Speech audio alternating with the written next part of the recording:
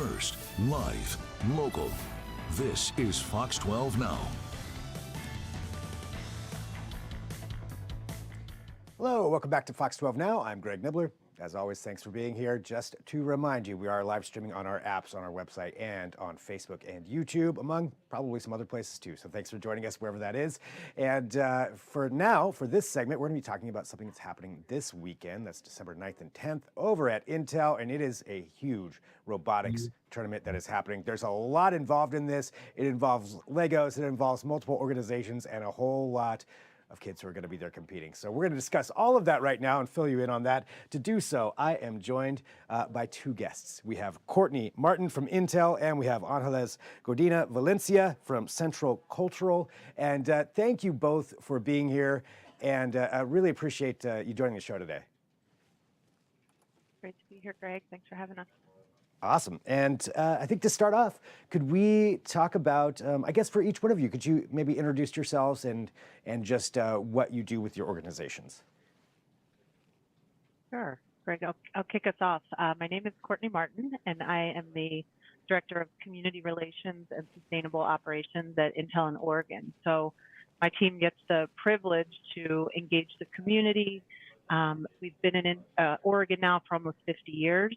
So a deep, rich history. It's our largest site in the world with more than 22,000 employees, scores of retirees and other partners in the community. And so we work with schools and nonprofits like Centro Cultural and our neighbors and just a wide range of community stakeholders to really connect and create more awareness around Intel and opportunities to partner.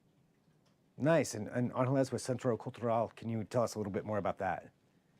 Yes, of course. Hi, my name is Angeles. I'm the education director at Centro Cultural, and we're a nonprofit here in Washington County, and we've been serving the community for over 50 years. And I specifically work on creating culturally specific programming for our schools and, for our out of school.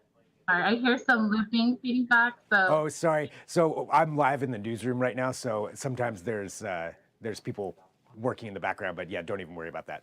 You sound great on this end. Thank you. So really our partnership with Intel has been really transformative. It's, significantly elevating our impact in the community. At Centro, one of our key priorities is really STEM programming and providing essential connections for low-income Latino youth. So really that world-class education and growth opportunities. And our collaboration with Intel really extends beyond just partnership. For us, it's really about creating meaningful experiences. So I know Intel's hosting one of the FLL Challenge qualifying tournaments on their campuses. And that's a big game changer to us because it allows students to visit a corporate campus and really sparks their imagination about potential futures in the tech industry. So these tournaments are not just about competition. They're really an entry point for students to dive into STEM and really laying those foundations for the future success. That's great. Yeah, getting that exposure, to something like that normally you would never get to see, and just understanding and probably just walking onto the campus, I would imagine, is a big experience. Oh yes, absolutely. Our students are so thrilled, and I'm really excited to share that this year we have a team competing for the first time and another team that's returning for their second competition. So, the enthusiasm from the students is really tangible, and we're incredibly grateful to Intel for making these opportunities possible. That's great. Well, let's talk about the tournament. So there's a lot involved. So just for everybody to get kind of a base level understanding of it, can you maybe, I don't know, Courtney or Angeles, just to kind of explain what the tournament is that's happening this weekend? Sure. Maybe, Angeles, I'll kick it off, and then you can share more a little bit about the experience of the Centro teams. But this is the 17th year now that we are hosting the ORTOP Lego tournament. That's the Oregon Robotics Tournament and Outreach Program. Great organization, and it's over the course of 2 weekends. We'll have over 300 kids on campus to compete. And to your point earlier about exposure and learning about careers in engineering, we also have an army of Intel volunteers that are out there, and they provide feedback on the robotics, on the coding, on the invention, and serve as judges for the competition as well. And so another piece of this I love is that each season has a different theme. This year's theme is called Masterpiece, about having the young participants imagine and innovate new ways to create and communicate art. There's been previous ones that are themed on sustainability or other topics. So it's always great to see the new innovations that come out. And then this is the qualifier, which would then enable students to go on to the state round. So lots of excitement, lots of energy, lots of fist pumping and, anticipation for how everything will work. But it's super exciting, and we're really glad to be able to host it and bring all these students on site. That's great. So students get to be there and interact with, like you mentioned, all of the volunteers from Intel that are going to be there. So I mean, that's really valuable just in its own right, just to be able to communicate with somebody who's that high up in that field and get their direct feedback. That's really cool. Yeah, and I would add, as a first robotics alumni, I've personally witnessed the transformative power that these initiatives have. It's not just about the tournaments, it's really about opening those doors and creating a pathway for our students to explore those STEM fields. And I think having industry mentors that our students can relate to has really been a significant change in our students' ability to connect and really build those foundational skills in tech. Well, Angeles, since you're an alumni and now you're helping, bring some more students onto the campus and into the robotics field, into FIRST Robotics, for you, what is the biggest feedback that you get from your students and the youth that you bring into something like this? I think the biggest feedback we get is the fact that it's real experience they're getting in that moment. So just as Courtney mentioned earlier, every year it's a different real world scenario, and it's human centric design, which means that what you're building is really related to a bigger issue that's going to affect your community. And you're sitting down, you're collaborating with a team. So really, as you would be doing in a real world engineering setting, and allowing the students to start from zero and build this larger project. And it's not just something that they're adding to every year, they're starting fresh. And so those ideas are rolling in, those skills are rolling in. So you'll see the compounding of everything. And that's, I think, for me, when the students are talking to us, it's the fact that it's hands-on experience. It's not just you're telling me to code and I'm just sitting there and dragging things on a computer and I'm never going to see that fruition. But you get to see that. You're building the robot, you're coding it yourself, you're watching those missions take place. So exactly. There you go. You're seeing that picture live right there from last year.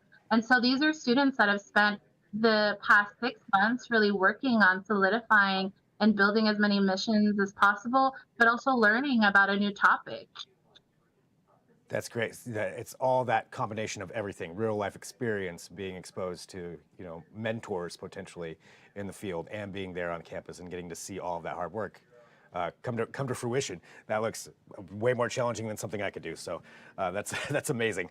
I think when it comes to that, I guess talking to that side, to the experience of it, how important is this experience in real life engineering of robotics going to be for them long term? Oh, you can't replicate this anywhere else. I mean, this is full hands-on experience, things that a lot, I went to school for computer science, physics, and math, and I learned all these things, but it's not until you're sitting there on the job, really learning what it is that they're going to need from you. So in a way, this is that hands-on training that they would get on the job. Amazing. So let's talk about, how many students are participating in this. Can you give us kind of a scope of that and how they get involved, whether it's with FIRST or top? Oh, absolutely. I mean, there are hundreds of students that are participating in this. I know that you talked to Beth, the executive director of ORTOP, and she really emphasized the importance of engaging students in STEM early on. And this is a pipeline. You have First Lego League Explore. Now this competition is First Lego League Challenge, which is the next part. But in and of itself, this is a national program. So I don't know the exact numbers of Oregon, but I can tell you that it's a large amount of students that are getting that direct impact. And I really do want to highlight our collaboration with Intel because, Intel really works on creating this larger ecosystem. It supports various community partners. It's not just us, and they're fostering a connection and collaboration among all of us. And so I think that is very, very powerful. And I want to make sure that we really emphasize that. Courtney, how important is that from the Intel side of things, of having those That's community awesome. partnerships? big virtual hug there to Angeles. I appreciate that so much. We love Centro. There's many ways we partner with them throughout the year with their annual events. I'm always amazed how your services have continued to expand through STEM outreach and the Mercado and the Casa Amparo, like the housing work that you all are doing. It's incredible. And so we're so proud to be a partner with you all. And I think in particular on the STEM engagement and the robotics, I mentioned this is our largest site globally. We have more than 22,000 employees, everything from engineers, technicians, PhDs, chemists, physicists, you name it. We need it. And the more that we can engage young people and ensure that the makeup of that future workforce, that future pipeline is representative of all communities is so important.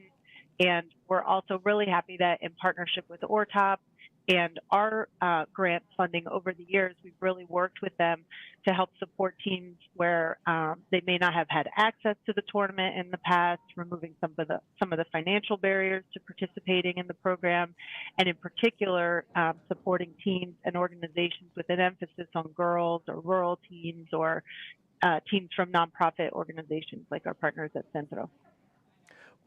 To that extent, too, I think this is something that's important that maybe somebody out there who's watching this, maybe they're a parent or maybe they're a potential student or somebody who wants to get into robotics. If they're not familiar with the organizations right now, maybe their school doesn't have one, what are the steps that they can go through to start participating in something like this? They should reach out to ORTOP. So ORTOP is the nonprofit that runs all of the first robotics programs here in Oregon, and they will get back to them and let them and help them find the closest team. And they're also really great about, they want to hear if your school doesn't have a team, let ORTOP know so that they can make sure to help you get that going. They would love more than to do that, trust me. That's great. Well, Angeles, one more question for you too. Just being an alumni, what does it feel like for you to go back there now and bringing everybody in? Oh, it fills my heart. It's the most amazing and rewarding experience. I see the students, and I will say I walked into this program accidentally. I thought I was walking into an after-school art program, and it turns out that I showed up on the wrong day, and it was this robotics program, and that was in 5th grade, and I stuck with it ever since. And for me, I see the youth and I see myself, I see the curiosity, the wonders. We all love Legos. So to be able to take something that you've interacted with as a child and really compound and build it and see how it transforms with technology is something that I can't tell you enough. Watching those wheels turn and seeing them learn how to program when they were like, I don't know how to do this. This is hard. And suddenly they're showing me new things that I didn't know how to do. So when people say that, youth, they're young, they don't know anything, they are the future. They are so smart and they're sponges and they're constantly absorbing information. So it is the most rewarding thing. And I'm so grateful that we have so many amazing programs and partners that really make sure our students have access to this. Fantastic. Well, I mean, I think all you have to do is look at those images to show that, yeah, they're smart. They know what they're doing. And for the tournaments, for everything that's going on this weekend, I want to let everybody know about that. Is this something that people can go out and watch or they can support in a certain way? How does the community as a whole get involved? Yes, we need volunteers. We always need volunteers. So if you're you want to be a judge or just learn about what's going on, definitely go onto the ORTOP website and they will have a bunch of different places where you can sign up to help out. And also you can just come and watch as a guest. Absolutely. We would love that. Great. Well, anything else that you think people should know? I do just want to highlight the incredible support from Intel. I know that it's really not just about making these programs possible, but it's the fact that they encourage their engineers to volunteer in the community. That's even more remarkable, is that Intel really goes beyond encouragement. They financially support organization for their engineers' dedication to volunteering. So to me, I think that says a lot. And this level of commitment and generosity just really speaks volumes about a corporation that really values community engagement. So thank you so much. Thank you.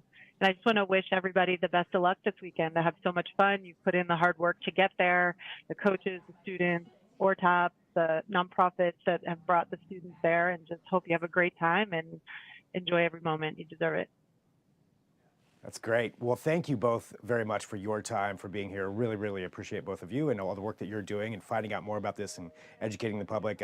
Shout out to Beth, which you mentioned.